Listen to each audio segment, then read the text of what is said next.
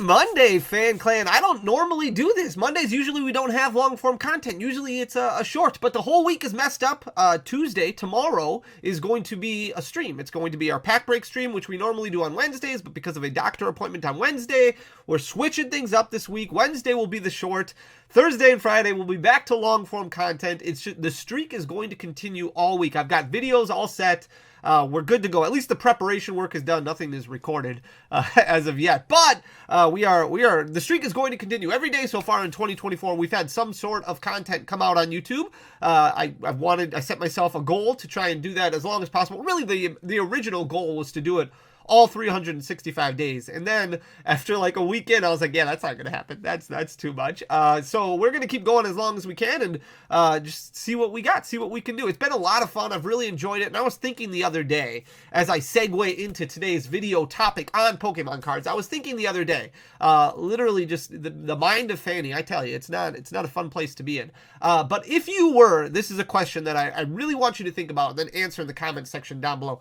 If you were collecting Pokemon cards and not paying attention to anything on social media, not paying attention to any YouTube videos, not paying attention to anything that's going on in the Pokemon card market at all, if you were just collecting what you want to collect, what would you be focusing on? So right now, there is a ton of noise all around Sword and Shield, a lot of sealed products from Sword and Shield, a lot of alternate arts. We've talked a lot about buyouts and things like that and market manipulation, but if you were just focusing on what is important to you without any noise impacting your decision whatsoever, what do you think you would be focusing on? It's a tough question, right? Like, it's not an easy thing to think about because I personally have always been a fan of master sets. I've always been a fan of competitive play. And when I wasn't paying a whole lot of attention to social media, wasn't really recording videos or doing anything like that, I was just kind of collecting what I like to collect, what I enjoy collecting. A lot of times I would focus on building older decks so that way I could kind of casually play some of those competitive cards with my friends, and that would be a lot of fun. And then I would focus on mastering sets and things like that, but I wouldn't focus on anything that was really driven by money outside of just what I needed to do for the business. But now, with the way things are in Pokemon cards, I feel like everybody is really focusing right now on the Sword and Shield block, and they're kind of ignoring a set that we just had released. And you can let me know also in the comment section, do you even pay attention to Paldean Fates at all? Like, is Paldean Fates just done? Like, Paldean Fates came out, a lot of buzz around it for the first few weeks. A lot of people loved opening it because the Pokemon card pull rates for Paldean Fates were amazing. The best I think we've ever seen. Better than that of even Crown Zenith. Like, they were really, really strong where you were getting basically 7 hits per 9 booster packs. So in ETB, you would get 7 hits out of those 9 packs. It was super strong and a lot of fun to open where you would get baby shinies, you would get full arts, you would get illustration rares, and then every once in a while you would get that special illustration rare that kind of fit in. The pull rates for special illustration rares a little worse than what they have been, especially for Paldean Fates, because there was such a small quantity, but every once in a while you might pull that Penny or that Nimona or that Charizard. It would make it a little bit more fun, but Paldean Fates is doing way better than I thought it would. So that's what we're going to talk about in today's video. We're going to talk about Paldean Fates, switch things up a little bit, go back not to the most recent set, which was Temporal Forces, but go back to the one that was released right before that. And if you look, Paldean Fates prices on TCG Player, this is just TCG Player. There's so many better resources that you can buy than TCG Player when it comes to Paldean Fates. So we have booster pack pricing right here. This is just loose boosters as low as $4.30. You can buy 14 of them here from upstate New York. TCG Gamer's Choice has them at $4.31, free shipping over $5. So if you buy 2 of them, you know, that's basically $4.31 a piece. That's a better deal than the booster bundles, which booster bundles break down to about $4.50. So there's a lot of really good deals out there. Here is Elite Trainer boxes, which can be bought for under $40. This is an MSRP item of $50. So this is 80% of MSRP, or about 20% off at $39.33. This breaks down to about $4.44 per booster pack, which really isn't bad at all. And then you have booster bundles slightly above MSRP, and then a lot of other products selling for below MSRP as well, except for the Charizard EX Tin. So a lot of Paldean Fates products out there selling for substantially less than MSRP, which makes it a lot more fun to open, right? We talked about this really in yesterday's video and a lot last week about how you really don't want to open up a whole lot of booster packs that are well above MSRP or even really at MSRP or above because pull rates are so difficult. It's very difficult to pull something that is going to give you value. You really want to focus on opening stuff that's right around MSRP or considerably less than MSRP because that's when you're going to get the most bang for your buck. It's a lot of fun to open booster packs of Pokemon cards, but you also have to be mindful of your spend, so that way you're not over investing in the hobby, you're not spending too much, and then all of a sudden you get burned out, you get a little bit upset, and then you move on. And that's not where we want anybody to be. But Paldean Fates, well under MSRP in a lot of different areas. So if you haven't completed Paldean Fates, or you're looking to just rip some packs for fun, Paldean Fates really not doing too bad. And the singles are actually performing extremely well, especially for the upper echelon rarities, those higher rarities, those chase cards. And there's a lot of variance in here, right? Like, it's very difficult to kind of get a grasp on a set like Paldean Fates because there is such a wide variety, especially when it comes to baby shinies. If you look at a set like Shining Fates, for example, which came out a few years ago and was printed to the ground, it was very difficult to get at first because there was a lot of issues with Pokemon card scalpers all over the place in the market, and people were buying out Walmart and Best Buy and Target and then selling things online for double, triple MSRP. And then Pokemon put out that little blurb on their support page saying, hey, we know what's going on. We're going to print things to oblivion. We're going to make sure everybody who wants stuff is going to get stuff. Just don't FOMO, be patient. We're going to make sure we get it in your hands at a reasonable price. And they did. And there's still Shining Fates Elite Trainer boxes on store shelves that you can buy for MSRP or less in a lot of cases, which is absolutely astounding and absolutely amazing for a lot of Pokemon card collectors. But because of that, because there was so much product, there was really nothing in Shining Fates outside of really that Charizard that has held any sort of value whatsoever. The Drizzile did well for competitive play. There were a couple cards that did okay because of competitive play, but after that, after cards rotated, everything has shot down like crazy. And now every shiny, full art shiny, baby shiny, pretty much everything in the set you can have for a couple dollars. Paldean Fates is a little bit different than that because it hasn't been mass opened like what we saw from Shining Fates. I just don't think the demand is there for opening Pokemon cards the same way it was when Shining Fates came out. And because of that, you have a very interesting market when it comes to Paldean Fates. So if you look here on the left-hand side, we do this with every set where we take a snip of TCG Player on the morning of release, so that way we can see what the market price is that has established for singles when it comes to a new set. And then we like to analyze those and see how far they drop after the first couple weeks and how far they drop after the first month. And now we haven't looked at Paldean Fates in over a month to see where the dust has settled. A lot of times people will be like, well, hold on, don't buy cards, don't buy singles until 6 months after release, which is a really good idea. Like, you don't really want to buy a whole lot of singles until a long time after release because you want the market to stabilize. You don't want to overpay or anything like that. But Paldean Fates is a very interesting example because a lot of cards have actually gone up over the past month. So we're starting out looking at this Charizard EX, which started out at $193.47, which was really high for a special illustration rare. We don't have special illustration rares that high. Like, there's only a couple that are still above $100, and this is one of them outside of the other Charizard EX from Scarlet and Violet, $151. But opening week, this dropped about 5.82% down to $182.21, and then a few weeks after that, it dropped an additional 18.75%. Now, over the past month, it has still continued to fall, but you're still looking at only about a 22.5% drop. So it has held fairly well, a lot better than what I think a lot of people thought it was going to. I still think we'll see this below $100 at some point in the future, but $114.73, not bad, doing a lot better than I thought it would. Gardevoir EX is actually one of those that is trending in the upward direction. So $141.65 is where this started out at. It dropped like a rock. I mean, it fell really hard opening week.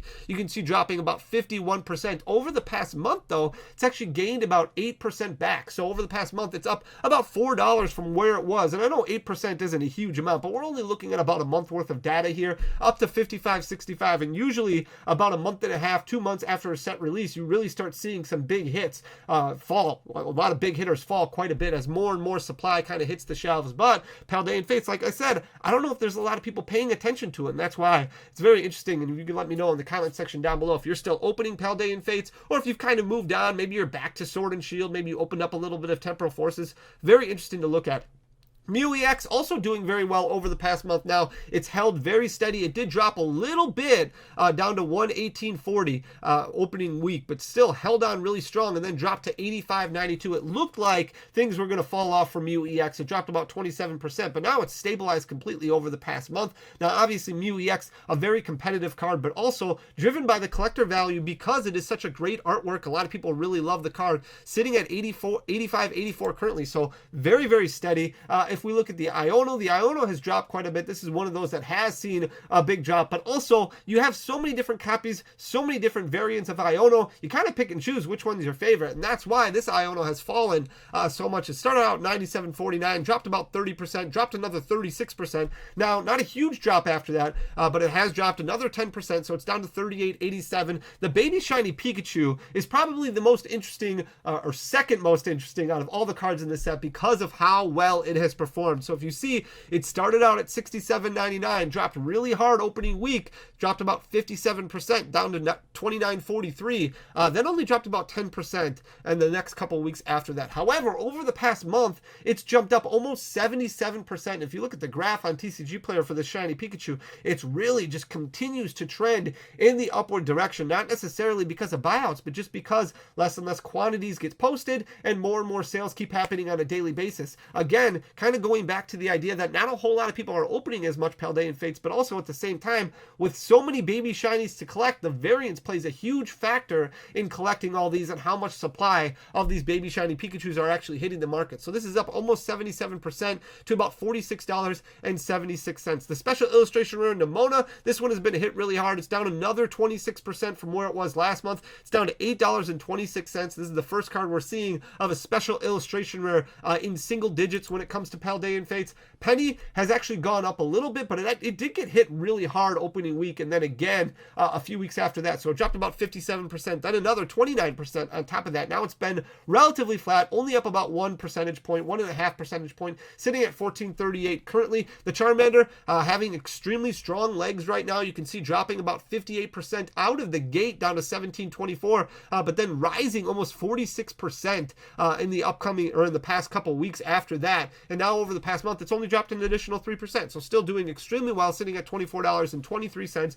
Clive staying barely above single digits currently. It's sitting at $10.95. That's dropped about 32% over the past month. If we look at the Lucario, that's up almost 2%, sitting at $6.41. So that card has leveled off quite a bit. The Klefki Baby Shiny, that card has dropped extremely hard, down to $3.69. It started out at $35. Obviously, somebody kind of jumped the gun, really wanted a Klefki, and established a market price that was probably a lot higher than this card deserved. So it's sitting at $3.69. The hyper rares in the set are performing fairly well. Like, they're single digit drops over the past month and a half, sitting at $12.14 for this Miraidon. And this is kind of going on with all of them. This is the third most expensive one in the set. I believe the Chime Pow is the most expensive, but this one has only dropped about 10% over the past month, which isn't bad at all. Charmeleon is doing extremely well, starting to close the gap and close in on its original listed price of $34, that original market price. It dropped about 54% right out of the gates, but then rose in the few weeks after that, jumped up about 10.5% to $17.32. Now it's gone up an additional 25%, so it's sitting at $21.69, currently doing extremely well. The Entei also doing really well, single-digit drops on this one. However, it did start out with a massive drop, dropped almost 71% in opening week, then relatively flat after that, now still relatively flat after that. It's only dropped about 6% over the past month, sitting at $8.60. Arvin, the special illustration rare, this one's up 13.5% over the past month. This one is sitting at $16.10. The Baby Shiny Tandem Mouse is down about 16.5%, down to $3.46. The Starmie is down about 10.5%, down to $4.80. The Vileplume Baby Shiny, this one has jumped up almost 16%, up to $4.45. Cerulege, Arboliva, and even the Pidgeot EX all up double digits over the past month, especially that Pidgeot EX with how good it is doing in competitive play. Still not as expensive as its regular art counterpart, its regular art version, regular art variant in Obsidian Flames. That one is selling for closer to $9. This one selling for $8.06. It's up about 36% over the past month. But with the success of Charizard EX in competitive play and the success of just Pidgeot Control in competitive play, people are looking for variants of this card that are cheaper, because obviously it does the same thing. The ability does the same thing.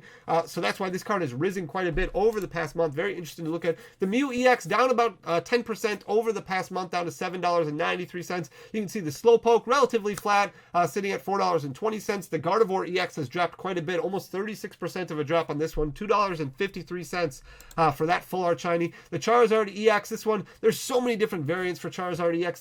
They are so cheap out there right now. Charizard EX selling for $3.52 currently, 15.18% drop. But again, very driven by competitive play. And when competitive players, this is a great thing, by the way, have so much accessibility to a card that is so strong in competitive play, it's a really good thing, because then they're not overspending on decks and things like that. It really kind of allows as many people to play the game as possible. The Spiritomb has done really well over the past month and a half. It's sitting at $6.73 currently, so it's up from where it dropped during its initial drop. The Oddish doing okay, but it did have a huge drop after its first week of about 64%. If we look at the Luxray, this one also moving in the upward direction, so this one dropped down to about $4.27 after opening week. It has risen quite a bit since then. It's sitting at $6.08. It's about 28% of a gain over the past month. The Capsicid is up 10% over the past month. Again, relatively flat if you look at it from just a dollar size. It's only up about 23 cents. The Frigibax has dropped quite a bit. This one did go up to about $7.52 a few weeks after release. Now it's lost about 22% of that, so it's sub $6 now at this point.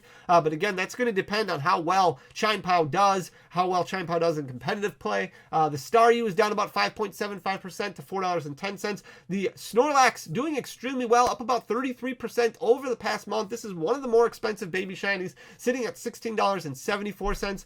The Palmon is down almost 6%. The Scizor is down a little over 7%, down to $4.66. The Slowbro relatively flat, sitting at $5.41. The Smoliv has been hit very hard, but again, variance factor. Some of these baby shinies, while we took a snip of everything when they were kind of listed a little bit higher, maybe they got bought a little bit too soon and the market price was established a little bit prematurely. 17.26% of a drop for the Alakazam EX, down to $7.60, or down to $1.87. So a lot of full art shinies extremely cheap right now, like this Paldean Clodsire, 80 cents for this one after a 38% drop, 37.5% drop over the past month. The Luxio is up about 15.79% to $2.86. The Wigglytuff EX, this one is down to 78 cents for a full art shiny card, extremely cheap on that one. Sableye sitting at $3.46. Armorage is sitting at $3.48. That's up about 17.5% from where it last was. I think this is the last slide here, and Pidgey's really the one that I want to talk about. Pidgey started out at $6.63 for this baby shiny. It went up about 81% opening week to $12 and a penny. A lot of people were like, what's going on with Pidgey?